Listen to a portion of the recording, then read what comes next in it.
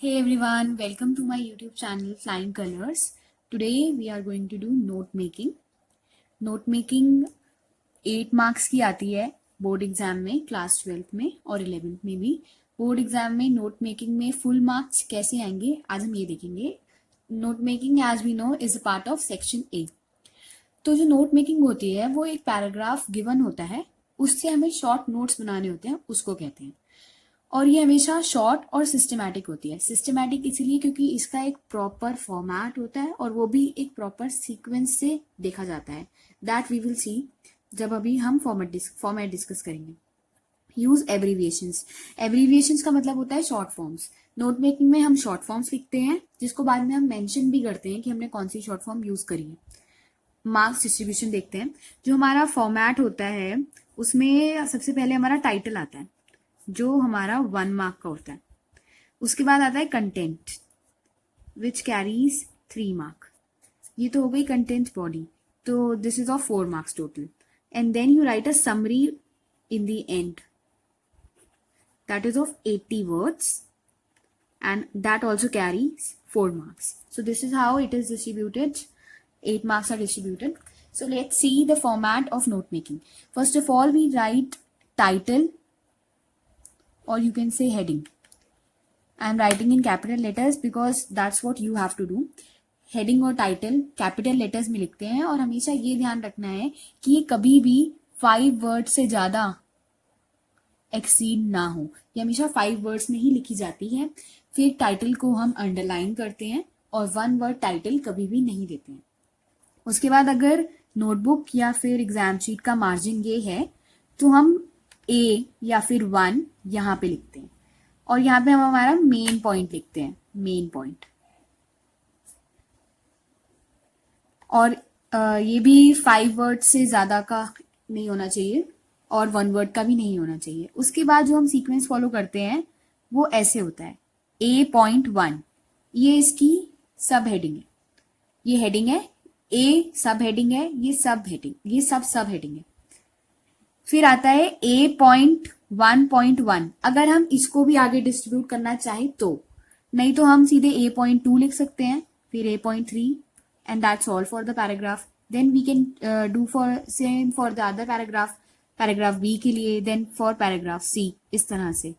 फिर हम इसमें B.1 लिख सकते हैं और इसका सब पार्ट लिखना हो तो वो, नहीं तो B.2 और इसका सब पार्ट लिखना हो तो B.2.1 like this.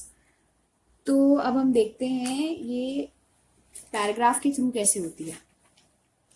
सो अगर मैं एक पैराग्राफ ले लूँ या फिर इस ईयर का जो बोर्ड में आया था वो ले लेते हैं for 2020 exam. This was the note making that came in board and it is on the topic television. First line से हमें दे रखा है कि how does television affect our life. तो हम इसकी हेडिंग, जरूरी नहीं है यही की यही लाइन डालनी होती है ए वाली हेडिंग में या मेन टाइटल में. तो टाइटल में हम टेलीविजन प्रॉज एंड कॉन्स लिख सकते हैं बिकॉज ये पूरा पैराग्राफ एडवांटेजेस और डिसएडवांटेजेस पे बेसिस है. या फिर टेलीविजन बोन और बेन ये लिख सकते हैं.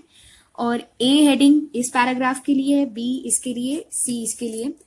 हम ज्यादा से ज्यादा 3 पैराग्राफ में ही रखते हैं. मतलब हम इन दोनों पैराग्राफ को क्लब भी कर सकते हैं अगर बहुत सारे पैराग्राफ्स आ जाएं कभी नोट मेकिंग में, तो क्योंकि we have to keep it very short and systematic.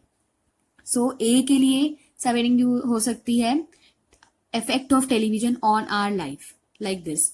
और इसमें हम शॉर्ट फॉर्म्स कैसे यूज कर सकते हैं. प्रोग्राम वर्ड को PROG डॉट करके लिख सकते हैं. नॉलेज को KNW लिख सकते हैं.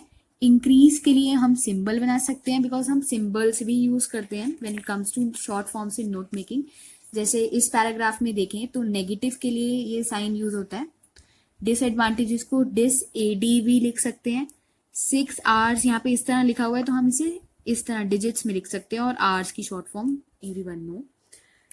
और बता दें एक बात कि स्टडिंग, स्लीपिंग ऐसे ING वाले वर्ड्स जो होते हैं उसमें हम ING के बाद, जैसे स्लीपिंग की मैं शॉर्ट फॉर्म बनाऊं तो मैं स्लीप एपोस्ट्रोफी और जी लिख दूंगी बिकॉज इसमें हमें रिकॉग्नाइजेबल शॉर्ट फॉर्म्स लिखनी होती है. हम अपनी शॉर्ट फॉर्म्स नहीं बनाते हैं ज्यादातर.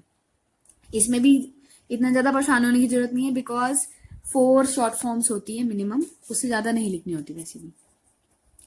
और हमने जितनी भी शॉर्ट फॉर्म्स यहाँ पे यूज करी होती हैं एब्रीविएशंस, उसको सबसे अच्छा पॉइंट यही होगा कि आप पेंसिल लेके एनसर्कल कर दें, ताकि एग्जामिनर को फटाफट आपकी, जैसे मैं डिसएडवांटेज को यहाँ पे डिस लिखूं तो वो फटाफट एग्जामिनर की नज़र में आ जाती है। नाउ अगर अब इसके बाद मेरा सी पैराग्राफ यहाँ पे एंड होता है, मैं विद इन द मार्जिन लिख रही हूँ, तो मैं यहाँ पर एक बॉक्स बनाऊंगी इस तरह से और उसकी हेडिंग दूंगी की टू एब्रीविएशंस, और मैं यहाँ पे एब्रीविएशन 1 2 3 इस तरह लिखूंगी। उसमें भी हमें इस तरह लिखना होता है abbreviation and full form,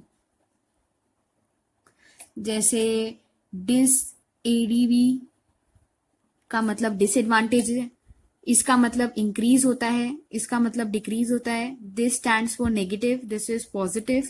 similar symbols you can use, and like you can use short forms in the way like CBSE for Central Board of Secondary Education, government के लिए GOVT, इंग्लिश के लिए ENG, और जैसे greater than, lesser than, is equals to, slash, percentage, hyphen, KG, ऐसे symbols use कर सकते हैं। जरूरी नहीं है जितने भी सिंबल्स हम अपने पैराग्राफ में या फिर जितनी भी एब्रीविएशंस पैराग्राफ में यूज करें वो सब हम अपनी की टू एब्रीविएशन में ऐड करें। We have to write minimum 4 for our marks, और हमें सारी एनसर्कल भी नहीं करनी होती है, 4 to 5 are to be encircled. One more important point कि हमें अपनी मेन हेडिंग जो है A.1 उसके एक्सीड नहीं होना चाहिए। Means if the heading is within 5 words then A.1 should end here, so that पूरा सिस्टमैटिक अरेंजमेंट बना रहे। Now let's come to summary. Summary में हमें 80 वर्ड्स लिखने होते हैं और हमें पैराग्राफ से नहीं लिखना होता है। हमें यहाँ पे हमने जितना भी कंटेंट लिखा होता है वो अपने वर्ड्स में समरी में लिखना होता है with in 80 words, so that examiner अगर रीड कर भी ले समरी, यूजुअली नहीं करते हैं, तो उन्हें पैराग्राफ की लाइंस ना मिले। Now let's see a sample of note making. ये एक पैराग्राफ की नोट मेकिंग है और इसमें यहाँ पे दिखा रखा है कि हमने किस तरह मार्जिन को मेंटेन कर रखा है बिल्कुल, और हेडिंग से सब हेडिंग एक्सीड नहीं हुई है। We have use symbols, we have use abbreviations here, symbols and abbreviations, and then they are mentioned in the key to abbreviation, and on the next page summary is also there. यहाँ पे 8 लिखी हुई है, जरूरी नहीं है हमें 8 लिखनी है, as I told earlier also. Abbreviations बनाना अगर आपको टफ लगती हैं तो जैसे सिटी नेम हो, मुंबई है तो आप MUM डॉट, ये मुंबई की एब्रीविएशन हो गई। पॉजिटिव, नेगेटिव, इंक्रीजिंग, डिक्रीजिंग की तो मैंने बता दी। किसी भी फिगर को जैसे 6 या 100 हमने देखा, उसे लेटर्स में नहीं लिखना है, हमें उसे डिजिट्स में लिखना है। और जब आप अपनी खुद की एब्रीविएशंस बनाते हैं तो वो गलत ना बन जाए, क्योंकि रिकॉग्नाइज एब्रीविएशंस ही यूज़ करनी होती है। तो you can use the dictionary, उसके एंड में आपको रिकॉग्नाइज एब्रीविएशंस दी होती हैं। जैसे बहुत सारे लोगों को ऐसा लगता है कि बिटवीन की एब्रीविएशन ये है, however the correct and recognise abbreviation for between is this. So do not use wrong abbreviations because वही मार्क्स कटते हैं। So this is how you can gain 8 on 8 marks in note making reading section.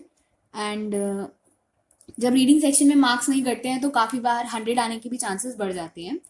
So this was the description. If you like the video, please like, share and subscribe to the channel. Thank you.